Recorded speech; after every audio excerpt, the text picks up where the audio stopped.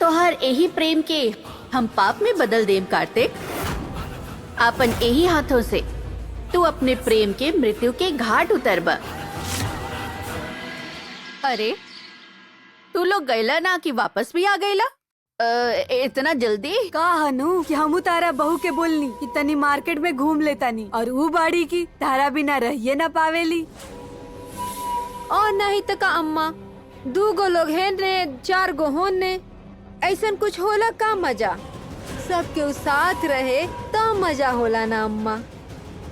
ई कार्तिक और ई वैष्णवी कहाँ बड़ा लोग?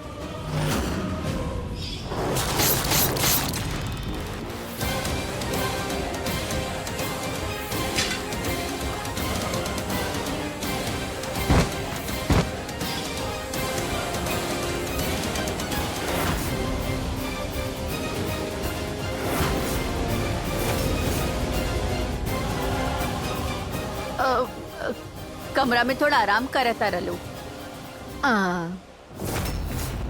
अरे बुआ जी, हम तो रउवे को खोजत रहनी हा। ई बताई, जोन राउर घुटना के दर्द के दवाई रहे वो अपने साथे ले गए रहनी का? कब से खोजत रहनी है, मिलवे नहीं कही। हमारा भी घुटना में बहुत दर्द होता।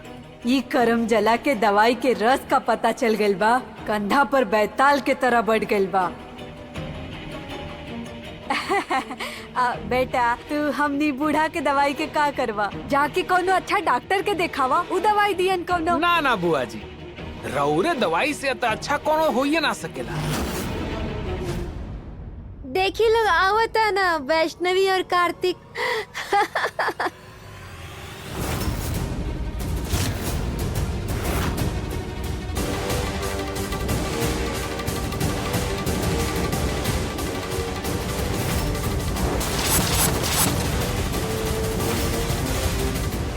बबुआ, ऐसे तैयार होके कहाँ जाता रहा? हाँ दादी, वो आइसक्रीम खाए जात रहनी, वो वैष्णवी के मन करत रहे, और ऐसन हाल में बीवी और बच्चा दोनों के हुक्म सराखों पर।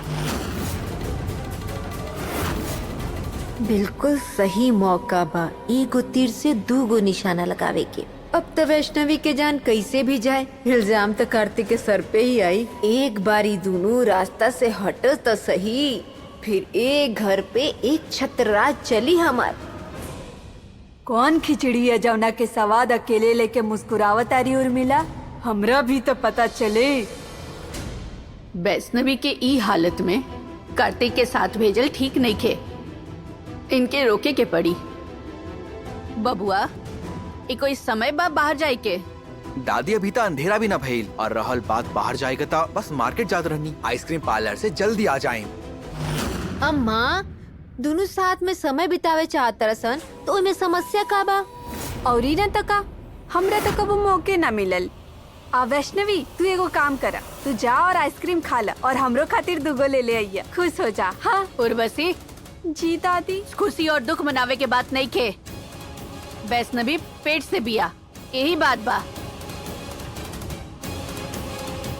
बाहर कितना ठंड पड़ा था, ठंडा हवा भी चला था, और ये कोई मौसम बा बर्फ खाए के? अरे अगर खाए के बाद अपना घर में कमरा में बैठ के खा।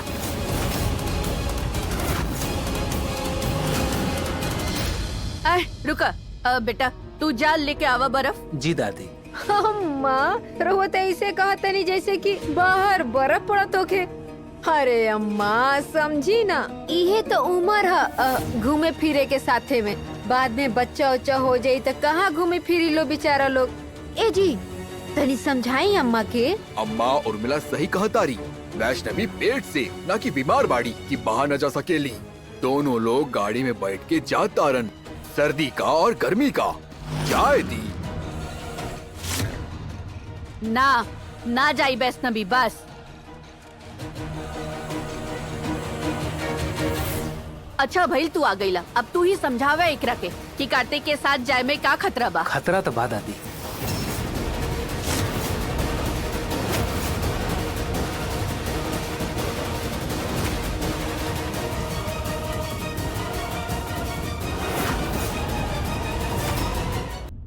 दादी आप बिल्कुल चिंता ना करी, कार में हीटर ऑन रही और वैष्णवी कुछ ना हुई।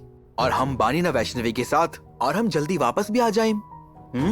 अब का कहीं ऐसे कि असल खतरा वैष्णवी के ठंडा से ना एकरा से बा। ई हालत में वैष्णवी के एकरा साथ 5 मिनट खातिर भी अकेले ना छोड़ल जा सकेला। ए अम्मा, इतना मुश्किल से तो दोनों लइकन कुली के जीवन में खुशी के पल आइल बा, जी लेवे दीना।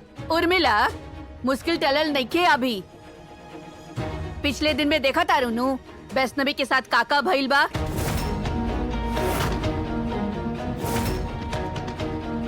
ना हम ऐसे में वैष्णवी के घर से बाहर ना जाए दे। अंदर रहा, अपना कमरा में आराम करो बस। हम कह देनी मतलब कह देनी, और केहू कुछ ना कही। दादी, कितना दिन बाद कार्तिक जी बाहर जाए के कहा तारन, उहो इतना प्यार से। जाए दी ना, हमरा कुछ ना होखी दादी।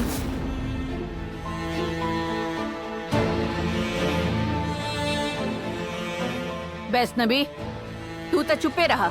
हमके तो उसे जरूरी बात करे के बा। हमरे साथ आव। दादी, का करत तारुई? बबुआ के साथ ऐसे बाजार जइबू? अगर ओइजे अचानक दौरा पड़ जाई त फिर तोहरा जान के दुश्मन बन गइल बा बेटा। ओइजा केहू हमनी में से मदद करे खातिर ना होई। का करबू? तू अकेले नहीं खू बेटा। अब तोहरा अंदर एक नन्हा सा जान भी बा।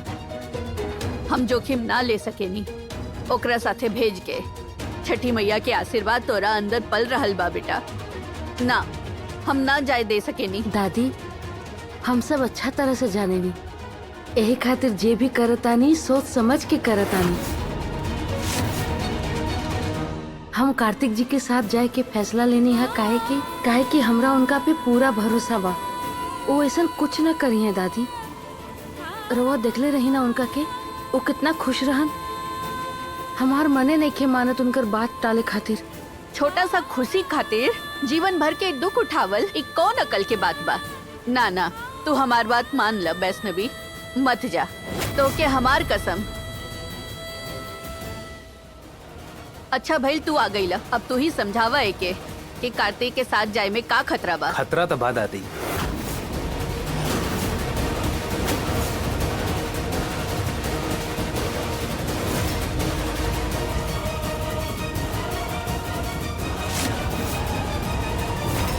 दादी, बिना कारण रवा परेशान हो खतानी। हमरा अपन मैया पे पूरा भरोसा बा।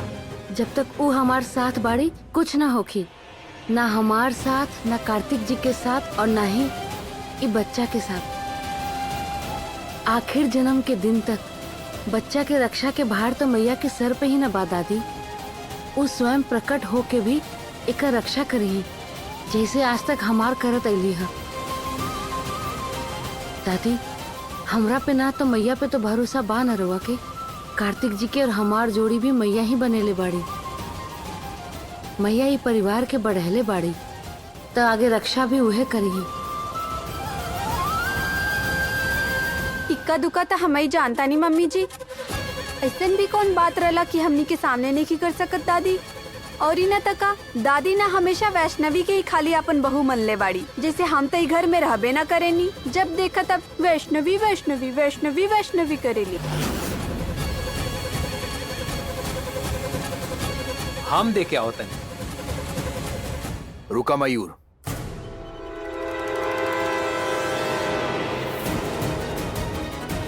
वो दोनों के बीच की बात तोरा जाए की जरूरत नहीं खे। तू यहीं बैठा। बहुत हवा और इस चलत मयूर के केहू नहीं रोक सकेला। चिल यार, हम मुझे जाके तोहरे फील्डिंग सेट करे। And I am sure Vaishnavi दादी से ज्यादा कुछ बोलिए ना पाई। कन्विंस कल तो बहुत दूर के बात बा। हाँ, तू बड़ा जानता रहनु वैष्णवी के बारे में। जाना तो हम रहुओ के बहुत अच्छा से बानी। कहीं तो अब्बे एगो नमूना पेश करके दिखा दई। भगवान सबके भला करे। शर्म और लिहाज नाम के चीजें नहीं खे लड़का में।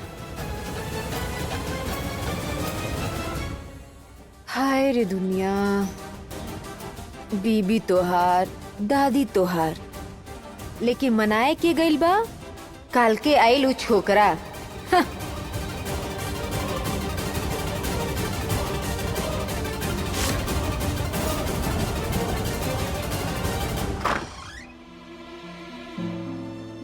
बेटा अच्छा भइल तू आ गईला।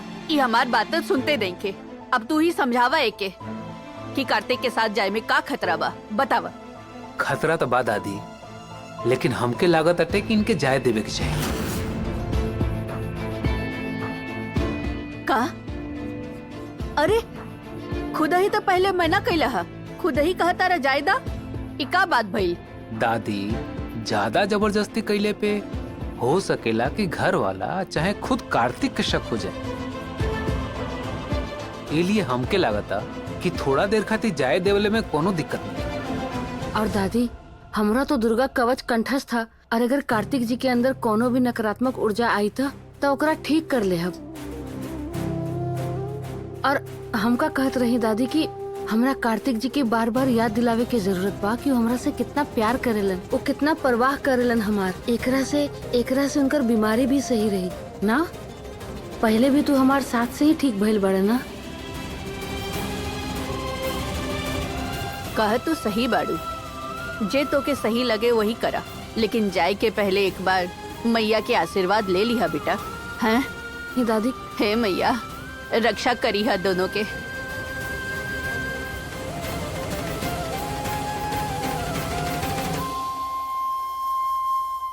आइसक्रीम तो हम हो खाए वैष्णवी।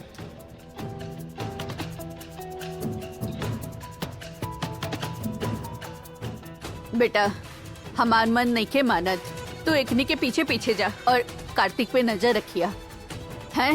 हाँ दादी।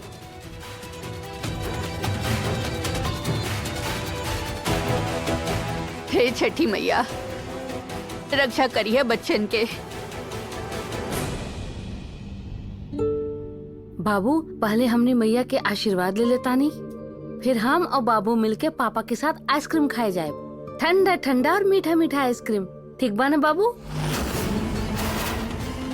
बाबू हमसे कैसन डर, भागत कहाँ बाड़क? अरे रुक जा, ठहर जा ए बाबू।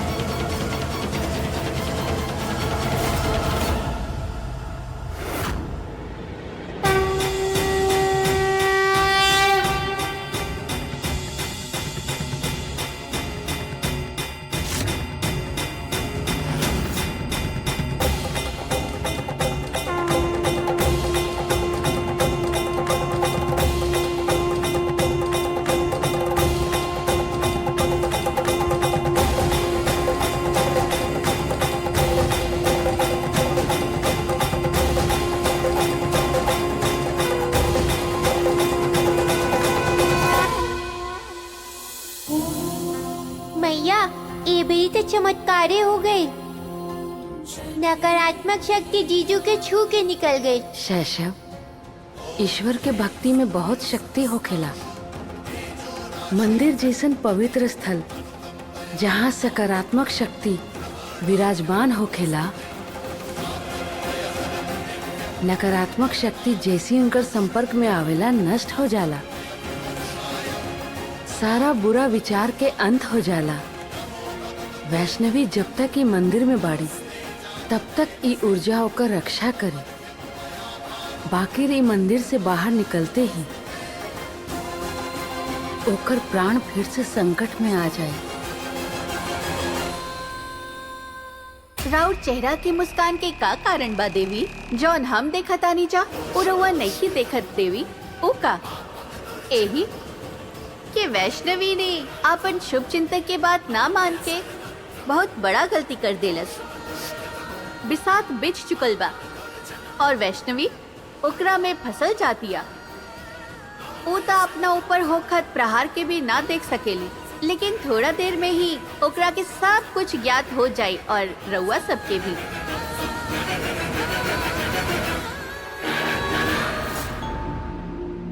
पहले ही लॉन्ग ड्राइव, फिर आइसक्रीम। अब हम चलेम आपन चाल। चला मिलाओ तनी हम आपन नंबर।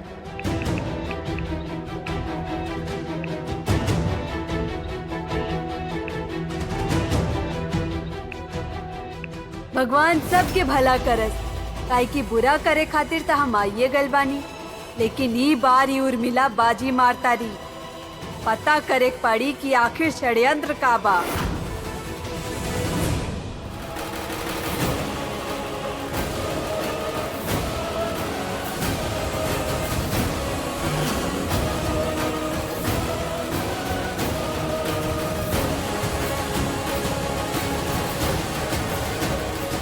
ये अपना मुंह से तो कुछ बताई ना, लेकिन हमू कौनो कच्ची गोली नहीं खेल ले। हमू पता लगाइए के रहें।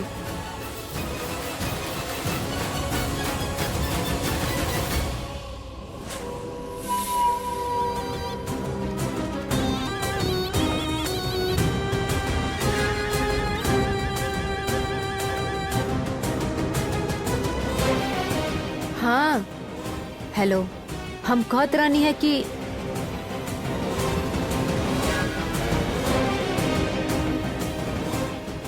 एक मिनट खातिर फोनवा पकड़े रख।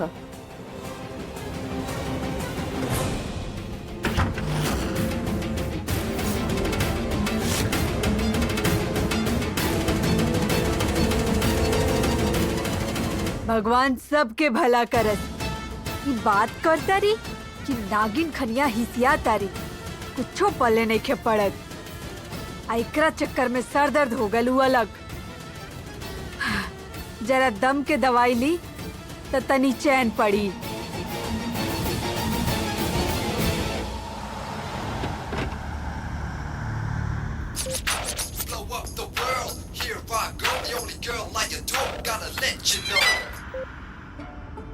कहा भेल वैष्णवी, तू काहे गाना बंद कर देलू? ई कोनो गाना रहे, ऐसन लागत रहे कि कोनो चीखा था जोर जोर से।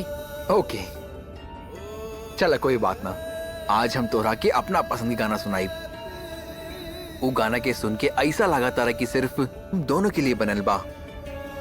वो गाना के सुनकर हमेशा मैं हम दोनों की इमेजिन करीनी। अच्छा ऐसनो कोनो गाना बा? हमरा के लागत कि वैष्णवी अगर हम जिंदगी भर ढूंढती ना, तोहरा जैसन लाइफ पार्टनर हमरा के पूरा जिंदगी ना मिलत, जो हर मुसीबत में हमरा साथ खड़ा रहेली, हमार लाइफ के खुशियां रंगों से भर देली। तू केहू ना कर सकत रहे। Thank you Vaishnavi, thank you. इहे तो रखले रानी, कहाँ चल गई? एजा उड़ते उड़ते सीधा हमरी लगे आ गिल रहे। इतना प्यार बा हमरा दवाई से, तो अपन खुद के काहे नहीं का किन ले? हमरा घुटना के दर्द के दवाई हम घूट घूट पिए नी, आ तू एके बार में पूरा गटक जाला। अरे घूट घूट से ही तो बोतल बनेला। रहुओ दिन भर में एक आध बोतल पिए जात होके। हम एक पी चाहे चार, तारा का एके हाथ के सफाई कहल जाला। रहुआ के तो पते हुई, रहुआ तो बड़ा एक्सपर्ट लागे नी बुआ जी। हे, तार अम्मा करी हाथ की सफाई, नाच पीटे सारा दवाई पी गल तू है। भगवान सबके भला करस, यही कहले बा केहू। संसारी से प्रीतड़ी सड़े ना एक एक काम, दुविधा में दुनू गइल माया मिलल ना राम। हाँ हम निकला तनी, तू पहुँचा।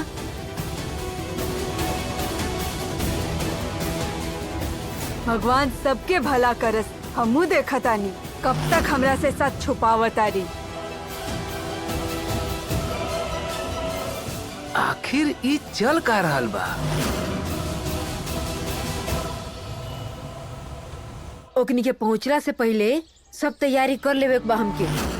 अरे जरा धीरे चल भाई, आस्तीन के साफ कहीं की। यहाँ हम ओकर मदद करे आइल बानी और वो बाड़ी की हमरे से सच छुपावतारी।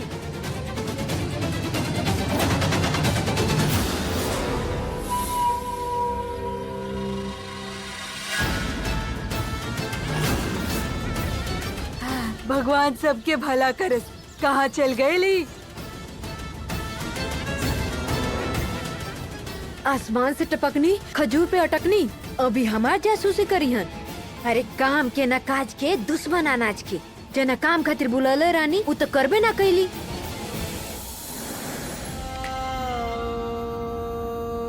एक लड़की को देखा तो ऐसा लगा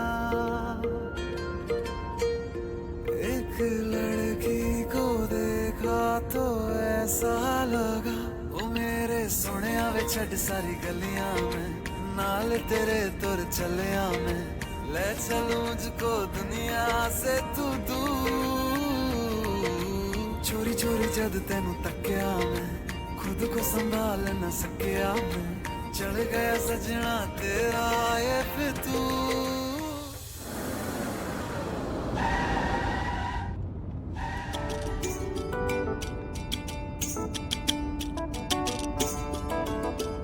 बहुते जल्द हमनी के बच्चा भी ऐसे ही स्कूल जाई। बिल्कुल ना। I mean, इस तरह तो बिल्कुल ना जाई। या मतलब हम कुछ समझनी ना। पता बा वैष्णवी, बचपन में हमारे पास सारी फैसिलिटी रहे, चाहती था बचपन में हम कुछ भी कर सकत रहे, लेकिन हम वो अपॉर्चुनिटीज के सही तरीके से इस्तेमाल न कर पाईली। हम नहीं के चाहत की अपना बच्चा के साथ भी सेम ऐसी ही हुई। यही खातिर हम ओकरा के शहर के सबसे अच्छा स्कूल में भेजी और उन्हें सब कुछ सीखी, स्पोर्ट्स, डांस और कोर्स पेंटिंग मेरा फेवरेट। अच्छा कार्तिक जी, कुछ भुला तो ना गई नी लिस्ट में? हमने के बच्चा इस दुनिया में आइबो नहीं खे कल, दुनिया के मुंह भी नहीं खे देख ले, और रवा बाने की ओकरा पे इतना सब कुछ सीखे के बोझ डाल देनी। कम ऑन वैष्णवी, एके बोझ डालल ना कहल जाला, एकरा के अच्छी तरह से अपॉर्चुनिटी ग्रैब करेला कहल जाला, जो हर बच्चा के नसीब में नहीं खे। लेकिन ये हमार बच्चा बा, इसी वजह से एकरा सारा मौका मिली और एकरा में हम बिल्कुल भी कॉम्प्रोमाइज ना करम। ऊ कहा कार्तिक जी? ऊ ई बा, ओकरा के कुछ भी बनने से पहले अच्छा इंसान बनने की पड़ी वैष्णवी, जेकर ट्रेनिंग तोरा से अच्छा कोई ना दे सकेला। हमरा से अच्छा ट्रेनिंग तो हमार छठी मैया दी ही कार्तिक जी। एक बार वो मैया के भक्ति के मार्ग पे चले लागी, फिर देखब हमने के कुछ करे के जरूरत ना पड़ी। सर्वगुण संपन्न होके हमार बच्चा। सर्वगुण संपन्न। या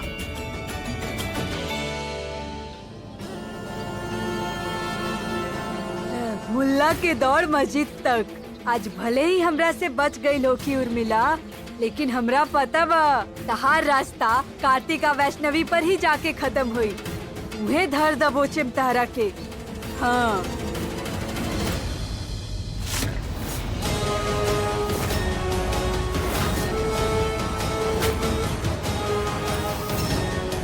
ये आइसक्रीम कार्तिक और वैष्णवी खातिर मीठा जहर बनी।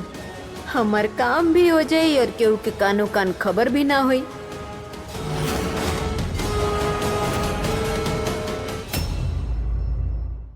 हम तो ये बात से बस खुश बानी कि कार्तिक के फिर से दौरा पड़ गईल बा।